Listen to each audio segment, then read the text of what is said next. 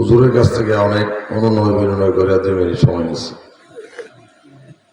হুজুর যদি মাফ করে তাহলে তো বাচ্চা গেলাম, আর মাফ না করলে তো খবর আছে, বুঝছেন না? আল্লাহ কি বলছে যে আলেম ওলামাদের সঙ্গে সম্পর্ক ভালো রাখতে হবে, তাদের কথা শুনতে হবে। সম্মানিত মুসল্লিয়ান, আজকের এই সভার সভাপতি এবং আমাদের সম্মানিত উলামায়ে কেরামগণ এবং আমার সামনে উপস্থিত সম্মানিত মুরব্বিয়ান, এলাকাবাসী এবং মাইকের কণ্ঠ যাচ্ছে সেদিকে আমাদের মা বোনেরা আছে, আসসালামু আলাইকুম ওয়া রাহমাতুল্লাহ। আমি বক্তব্য দিব না, আমি শুধু দোয়া চাই। একটা কথা শুধু বলবো, সেটা হচ্ছে যে আমাদের সবাইকে মনে রাখতে হবে যে আমাদেরকে আল্লাহ যখন ডাকবেন তখন কিন্তু চলে যেতে হবে। ওখানে যে গিয়া বলবেন যে আল্লাহ আমার একটু সময় দাও, আমি তো কোনো পাওটাও পাইছি না, কিছু বুঝছি না, কোনো তো প্রস্তুতি নিয়ে আসতে পারি না, তখন কিন্তু কোনো কাম হইতো না। বুঝতে পারছেন? কত আফসোস করবেন যে আল্লাহ আমার আর একটা দিন সময় দেয়, কিংবা 2টা দিন সময় দেয়, নাহলে 1 মাস সময় দেয়, কিন্তু আর সময় পাওয়া যাবে। এই যে এখন সময় যাচ্ছে, এখন কিন্তু প্রস্তুতি নেওয়ার সময়, চলে যেতে হবে। 1 সেকেন্ডের নাই ভরসা। একজন শিল্পী ছিল ফিরোজ সাহেব, তিনি এই গানটা গাইতেন, 1 সেকেন্ডের নাই ভরসা। হোটেল শেরাটনে এই গানটা তিনি জীবনে অনেকবার এই গানটা গাইছে, কিন্তু ওই দিন উনি এই গানটা এত দরদ দিয়ে গাইছে, গানও শেষ, তার যাওয়াও শেষ ওখানে। তো সেই জন্য 1 সেকেন্ডে কিন্তু নাই ভরসা। অতএব আমাদেরকে মনে রাখতে হবে যে আমাদের চলে যেতে হবে। চলে যাওয়ার জন্য আমাদের কি করতে হবে?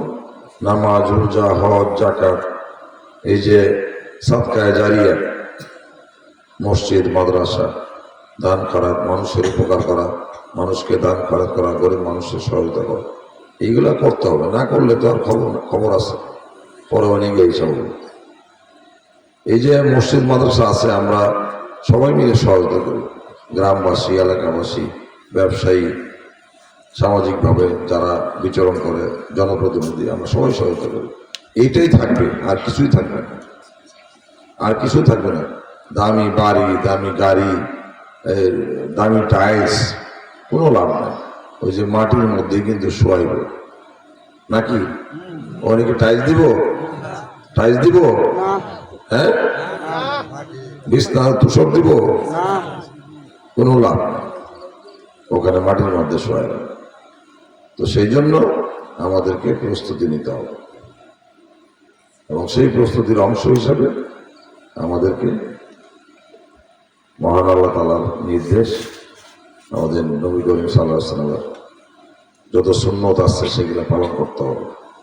হুজুরের সামনে আমি তো আসলে এই লাইনে বক্তব্য দেওয়ার আমার স্পর্ধা নাই। তো আমি শুধু বলতে চাই যে আমরা সাধারণ যে জ্ঞানটা আছে, যে আমাদের যে ভালো কাজ করতে হবে, সৎ পথে থাকতে হবে, হালাল রুজি খাইতে হবে, মানুষের উপকার করতে হবে, মানুষের ক্ষতির চিন্তা করা যাবে না, আর মানুষকে মাফ করে দিতে হবে। কেউ যদি আপনার সঙ্গে কোনো অসদাচরণ করে সেটাও মাফ করে দিতে হবে। ক্ষমা হইলে অনেক বড় গুণ, এটার মতো কোনো গুণ নাই।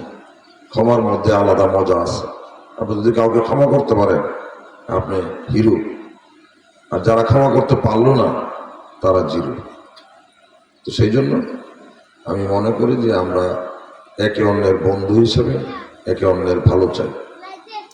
আমাদের সমাজে আমরা একে অন্যকে নিয়ে বিপদে আপদে আমরা পাশে থাকবো, সেটা প্রত্যাশা। আর আপনারা আমার জন্য দোয়া করবেন।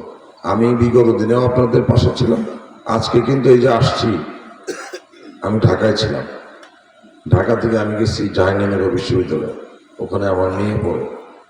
কারণ ইলেকশন শুরু হয়ে গেলে আর মেয়ের সঙ্গে পরে আর দেখা করার সুযোগ পাবো না।